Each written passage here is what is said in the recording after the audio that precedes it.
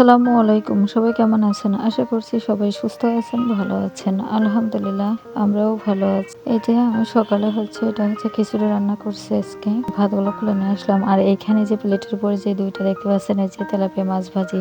এই মাছ দুটো আমার এই যে বেবিদের জন্য ভেজে নিয়ে আসছি। কারণ আমরা যখনই খাই তখনই বেবিগুলো এসে বসে। এইজন্য ওদের জন্য নিয়ে আসলাম। আর এখানে দুধ নিয়ে এখানে এই যে নিয়ে আসছে বাজার করে কুশি নিয়ে আসছে, মিষ্টি কুমড়া নিয়ে আসছে, পটল নিয়ে আসছে, আর মাছ কিনে নিয়ে আসছে, কাঁচামরিচ আছে। তা ইলিশ মাছ নিয়ে আসছে। তো নিয়ে এসে বললো যে মাছটা রান্না করতে। তো একটা ধুয়ে উঠে রাখবো আর একটা রান্না করবো। তো আপনাদের সাথে গল্প করি যে এই ২ দিন আমাদের সাথে যা হয়ে গেছে, এই জন্য আমি ভিডিও দিতে পারি না, কারোর ভিডিও দেখি না, মাঝে মাঝে দেখি। যেই দিন ২৪শে স্বাধীন হলো বাংলাদেশ, ওই দিনকের ঘটনা। গেলাম ৩টার দিকে বিজয় মিছিলে। তারপর এখান থেকে ঘুরে টুরে সবকিছু দেখে আসলাম, আনন্দ করে বাসায় আসলাম। বাসায় এসে তার মনে হয় ১০ থেকে ১৫ মিনিট পরে দেখি আমাদের বাসার ভাঙচুর করার জন্য অনেক লোক চলে আসছে। প্রায় ১,০০০ মতো লোক এসে গেট বাড়াবাড়ি করছে অনেক। এত ভয় পেয়ে গেছি কি এই ২ দিন যে কিসের ভিতরে দিন গেছে তা নিজেও জানি না। আর আমাদের বাসার সামনে তো আরেকটা বাসা আছে, এই বাসাটা তো ভেঙে একেবারে তছনছ করে দিয়েছে। আর আমাদের গেটটা ভাঙতে পারেনি। তারপরও আমাদের বাসায় রাত্রে দিনে দিয়ে মনে হয় ৪ থেকে ৫ বার মতো এরকম হামলা করছে, কিন্তু গেটটা ভাঙতে পারেনি। এটাই আলহামদুলিল্লাহ, আল্লাহর কাছে লাখ লাখ হাজার হাজার শুকরিয়া আদায় করি। যাই হোক, আল্লাহর রহমতে একটু বসে থেকে থেকে সারা রাত তো ভাবেই গেছে, ঘুম আসেনি। তারপরে তো সকাল হলো, তারপরে দেখলাম যে শুনছি সবার মুখেই যে ভার্সিটির ছেলেদের টল দিচ্ছে। এই জন্য একটু মনে স্বস্তি পাইছি, একটু ভয়টা একটু কেটেছে। তা আমি এখনো যাইনি, দেখেও নি যে কি কি ভেঙেছে, কিন্তু হালকা জানলা দিয়ে দেখলাম আমাদের গ্লাসগুলো নিচেই ২ তলা ৩ তলার গ্লাসগুলো ভেঙে পড়ে আছে নিচেই। তারপরে যে বাসার, কিন্তু আমি ভিডিওটা করিনি, কোনো এক সময় দেখি পরে ভিডিওতে আপনাদের দেখাবো। তো আমি খুব ভয় পেয়েছি। তাই যাই হোক, এখন তো ভয়টা আল্লাহর রহমতে একটু কেটেছে। এত কষ্ট করে ছেলেপেলেগুলো দেশটা করলো, বাংলাদেশটা বাঁচালো, তারপরেও এই যে এত মারামারি কাটাকাটি খুনি, এই যে লুট করা, এগুলো কি কোনো দরকার ছিল? এগুলো কোনো দরকারই ছিল না। এখন তো যেগুলো করছে, এই যে মানুষ ভাববে যে ছাত্রদল ছাত্ররাই করছে, এগুলো আসলে ছাত্র না, সব টুকাই ছেলেপেলে এগুলো করছে। শুধু মানে ইসের ঢুকে ভাঙচুর করে নিয়ে তারপরে আপনাদের এই বাসার থেকে লুট করার জন্য এরকম করছে সবগুলো। তো যাই হোক, আমার এখানে যে ঝাল পেঁয়াজ, তারপরে একটু সরিষা বাটা দিলাম, একটু রসুন বাটা দিয়েছি, দিয়ে মাছটা ভালো করে মাখায় দিয়ে তারপরে যে রান্নাটা করে নিলাম। আপনাদের সাথে কথা বলতে বলতে মাছটা আমার হয়ে গেছে, আমি যে নামিয়ে ফেললাম। তো যা বলছিলাম, আসলে এভাবে যদি থাকে তাহলে তো আমাদের যে আমরা যে নাগরিক, যে আমরা যে জনগণ, এইভাবে থাকলে তো আমরা অনেক ভয় পাচ্ছি।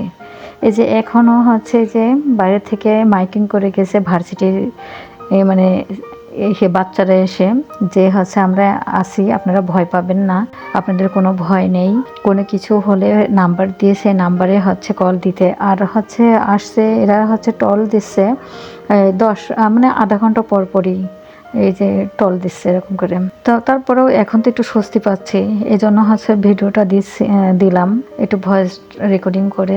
তো যাই হোক, এই যে কথা বলতে বলতে আরেকটা তরকারি যে এখানে মাখিয়ে দিলাম, ঝাল পেঁয়াজ, পরিমাণ মতো লবণ, হলুদ দিয়ে, পরিমাণ মতো তেল দিয়ে, একটু দিয়ে রসুন বাটা দিয়ে মাখিয়ে দিচ্ছি। একটু ইলিশ মাছের মাথা দেবো, দিয়ে তারপর এটা রান্না করছি। তো যাই হোক, যারা আমার ভিডিওটি দেখছেন তারা একটা লাইক দিবেন, কারণ আপনাদের একটা লাইক আমাকে আরও একটি নতুন ভিডিও বানাতে উৎসাহিত করবে।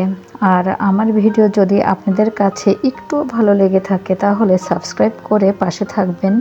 বেল বাটনটি অন করে রাখলে আমি যে ভিডিওটাই দিব না কেন আপনাদের কাছে নোটিফিকেশন চলে যাবে। আর এইখানে যে আমি এই যে উস্তার আলুটা দিয়েই করলাম, আর আমি কিন্তু মাঝে মাঝে আলুটা কিন্তু কেটে কেটে দিয়েছি যাতে তরকারিটা আমি ঘন হয়, কারণ আমি এটা তো ঝাল পেঁয়াজ তো সবই কেটে দিয়ে রান্না করা। এই জন্য আমি একটু মাঝে যখন নাড়াচাড়া করি তখন আলুটা মাঝখান থেকে একটু কেটে দিই। তো যাই যাই হোক আমার রান্নাটা শেষ হলো, শেষ হয়ে তারপরে হচ্ছে আমি এই যে থালা বাটিগুলো ধুয়ে নিলাম। আর কড়াইটা তো আগে ধুয়ে ফেলছি অফলাইনে।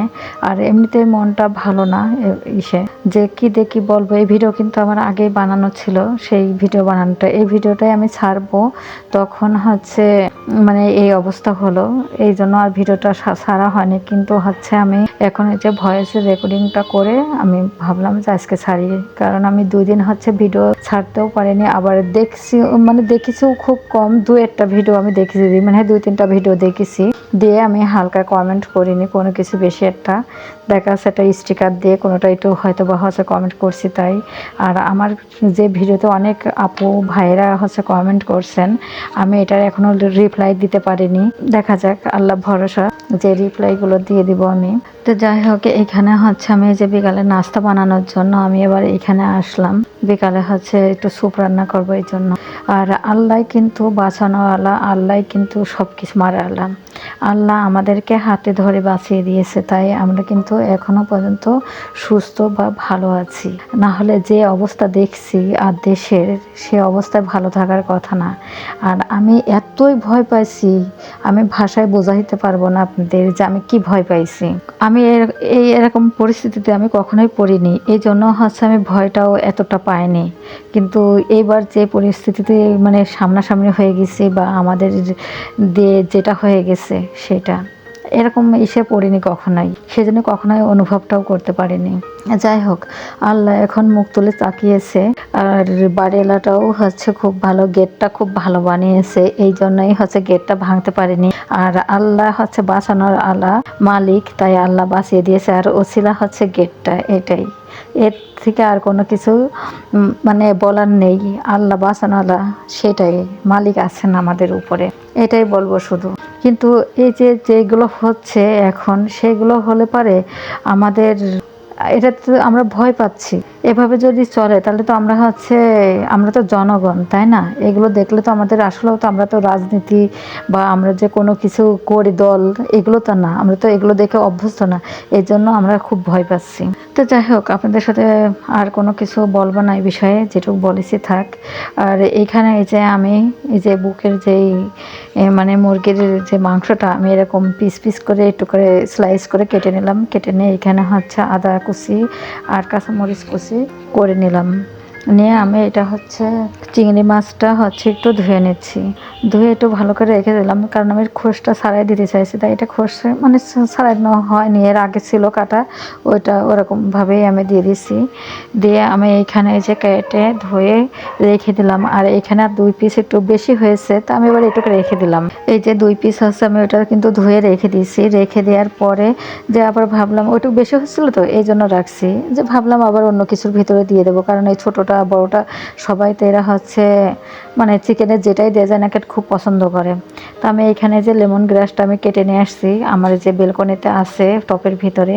তা আমি এখানে আমার কিন্তু অনেকই আছে, মানে বেশ হয়েছে, টপটা ভরে গেছে, আরও গাছগুলো শুকায় যাচ্ছে। তারপরেও আমি হচ্ছে 3টা কেটে নিয়ে আসছি। কেটে নিয়ে তারপর আমি এই গাছের যে গোড়াটা আমি একটু ভালো করে একটু নাইফটা দিয়ে একটু ছেঁচে নিলাম, যাতে ফ্লেভারটা ভালো করে বের হয়। তো আমি যে এই সাইজ করে কেটে নিলাম। কেটে নিলে পরে এটা হচ্ছে দেখা যাচ্ছে খুঁটে ফেলে দেওয়া যাবে, ভালো হবে এই জন্য। আর বেশিও দিলাম না, আপনাদের ভাই আবার বেশি পছন্দ করেন, কই এত দেওয়া লাগে কেন, এই জন্য তো একটু কম কমই দিছি।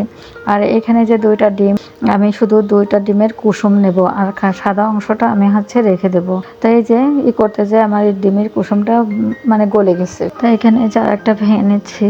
আমি এভাবে করেই হচ্ছে ভেঙে এক সাইডে যে কুসুমটা একটু বের করে নিচ্ছি শুধু। আর এটা আর ডিমের কুসুমটা দিলে ভালো হয়, যদি সাদা অংশটা দেওয়া হয় তাহলে কিন্তু ওই যে এটা মানে স্যুপ রান্না করতে গেলে একটু মানে ফেটে যায়, কারণ ওই সাদা অংশটা সাদা সাদা হয়ে থাকে, দেখতে ভালো দেখা যায় না। এই জন্য আমি খালি সাদা কুসুমটা বাদ দিয়ে আমি হচ্ছে কুসুমটাই শুধু নিচ্ছি, সাদা অংশ বাদ দিয়ে খালি কুসুমটা নিচ্ছি। নিয়ে এই কুসুমের ভিতরে এই যে মুরগির মাংসগুলো দিয়ে দিলাম, তারপর হচ্ছে চিংড়ি মাছ দিলাম, মানে এক একে যেগুলো আছে আমি সেগুলো আস্তে আস্তে দিয়ে নিব সব কিছুই।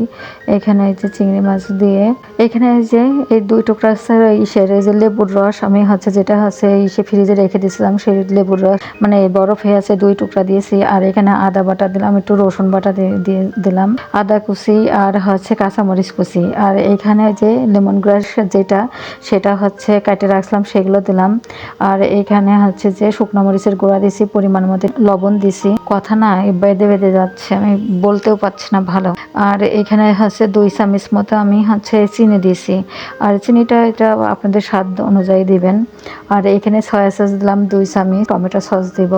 তো প্রথমত আমি যে চামচে করে মেপে দিচ্ছিলাম, যে ভাবলাম মেপে দিই, তারপরে বিরক্ত লাগছে ছোট তো ভাবলাম দিয়ে দিই। তাই এই চামচের হয়তো বা 3 থেকে 4 চামচ হবে, এভাবে এমন করে দিয়েছি। দিয়ে এখানে একটু এই যে জাফরান কালারটা আছে এই কালারটা একটু দিলাম, মানে ফুড কালার যেটা বলে সেটা, যাতে কালারটা দেখতে একটু সুন্দর দেখায়। তাই এই যে আমি এটার সাহায্যে খুব ভালো করে মাখিয়ে নিলাম, মানে একটু মিশাই নিলাম ভালো করে। এটা মিশানো হয়ে গেলে আমি এখানে কর্নফ্লাওয়ার দেবো। তো আমি এই কর্নফ্লাওয়ারটা হচ্ছে প্রথমত আমি হচ্ছে 3 থেকে 4 চামচ দিয়েছি। দেওয়ার পরে দেখি একটু কম কম মনে হচ্ছে, তখন আবার আমি মনে হয় 2 থেকে 3 চামচ, মানে খুব সম্ভবত 7 থেকে 8 চামচ এমনই হবে। দিয়ে ভালোভাবে এটা মিশিয়ে নিলাম। মেশানোর পরে তারপরে কিন্তু আমি পানি দিয়ে চুলার পরে দিব, কারণ এটা ভালো করে যদি না মেশানো যায় তাহলে এই যে কর্নফ্লাওয়ারগুলো কিন্তু হচ্ছে দলা দলা হয়ে যাবে। এই জন্য আমি এই যে এটা হচ্ছে ঢেলে দিচ্ছি, দিয়ে এটা ধুয়ে আমি পানিটা দিয়ে দিব। আর যখনই ভয়েসটা দিতে যাই তখনই হচ্ছে এত আওয়াজ, নিচেই হচ্ছে আমাদের গ্রিল ট্রিল বানায় যে ওইগুলোর দোকান আছে, তারপরে এমনিতে অন্য দোকান আছে কাঠের দোকান, মানে খুব শব্দ হয়, এই জন্য দিতেই পারি না। একটু সন্ধ্যার সময় যদি রেকর্ডিং করতে যাই তাহলে পরে কি কুকুরের ডাকের জ্বালাই মানে দেয়া যাবে না, কি যে একটা পরিস্থিতিতে পড়েছি। তারপরে গাড়ির শব্দ, মানে সবসময় যেন হরেন বাজতেই থাকবে। যাই হোক, এটা পানি দেওয়ার পরে আমি কিন্তু হচ্ছে চুলায় বসিয়ে দিয়েছি। এদিকে নাড়তেই হবে, কিন্তু অনবরত নাড়তে হবে, না হলে কিন্তু এটা দলা হয়ে যাবে। আর মেয়েকে বললাম নাড়তে, আর আমি ওইদিকে হচ্ছে কিন্তু কাঁচামরিচ কুচায়ে একটা বাটির মধ্যে রাখলাম, মানে এসে কাঁচামরিচটা একটু কুচি কুচি করে কাটলাম, কেটে একটা বাটির মধ্যে রেখে আমি এটা হচ্ছে একটু ভিনেগার দেব। এখানে হচ্ছে যে আমি করছি জিরার গুঁড়া, নামানোর আগে 1 চামচ জিরার গুঁড়া দিয়ে একটু ভালো করে নাড়াচাড়া করে তারপর কিন্তু এটা নামিয়ে ফেলবো। আর এখানে হচ্ছে আমি এই যে বাটির ভিতরে যে কাঁচামরিচ কুচিগুলো কেটে রাখলাম সেটা দিলাম বাটির ভিতরে, দিয়ে একটু ভিনেগার দিছি, 2 থেকে 3 চা চামচের মতো একটু ভিনেগার দিছি। দেওয়ার পরে একটু পরিমাণ মতো লবণ দিছি, দিয়ে তারপরে কিন্তু পানি দিতে হবে। যতটুকু পরিমাণ আমি ভিনেগার দিছি তার থেকে একটু বেশি আমি হচ্ছে এমনি ঠান্ডা পানি দিছি, দিয়ে ভালো করে একটু মিশিয়ে নিলাম। ওইটা মানে আমি কিন্তু হচ্ছে যে আমার এটা নামানো হয়ে গেছে, মানে স্যুপটা রান্না হয়ে গেছে, ওইটা নামাই ফেলছি। নামানোর পর আমি এখানে এই যে হচ্ছে চা একসাথে, তো এটা খুব ভালোভাবে একটু জাল দিয়ে নিলাম, দুধটা জাল দিয়ে নিয়ে তারপরে কিন্তু আমি এখানে হচ্ছে এই যে 1 চামচের একটু কম হবে একটু ওই যে পাতিটা দিয়ে দিয়েছি, ভালো করে নেড়ে নিচ্ছি। এখানে কিন্তু একটু চিনি দেওয়া হয়েছে, মানে পরিমাণ মতো খুবই কম কম চিনি দিছি, খুব বেশি না। দিয়ে এখানে যে ছেঁকে মানে করে নিচ্ছি। আর এইবার হচ্ছে আমি স্যুপটা একটু পরিবেশন করছি। আসলে স্যুপটা দেখতে অনেক সুন্দর হয়েছে কালারটা, আর খাইতেও কিন্তু মাশাআল্লাহ অনেক সুন্দর হয়েছে। এভাবে একবার আপনারা বাসায় ট্রাই করে দেখেন। আর হচ্ছে এই যে এইভাবে করে রান্না করলে কিন্তু খুবই ভালো হয়, আর রান্নাও খাইতেও ভালো লাগে। নিজেরটা বলে বলছি না, এভাবে করে একবার রান্না করে খেয়ে দেখেন, সত্যি অনেক অনেক মজা লাগবে, আর মজা হয়েছে খাইতেও, আর একেবারেই রেস্টুরেন্টের মতোই এগুলো। আর এটা যখন হচ্ছে খাবেন আপনারা, তখন কিন্তু এই যে আমার মতো করে এই যে যে পানিটা বানাইছি সে পানিটা যদি নিয়ে নেওয়া হয় তাহলে কিন্তু খুবই ভালো হয়। একটু হচ্ছে টক টক মতো একটা যে ভিনেগারের একটা ফ্লেভার আছে, বা একটু লবণ, মানে সব মিলাই এটা নিয়ে খাইতে অনেক ভালো লাগে, এটা দিলে একটু ঝাল ঝাল মতো। তো এতক্ষণ ধরে আমার ভিডিওটি যারা দেখছেন তাদেরকে অসংখ্য অসংখ্য ধন্যবাদ। আসসালামু আলাইকুম, আল্লাহ হাফেজ।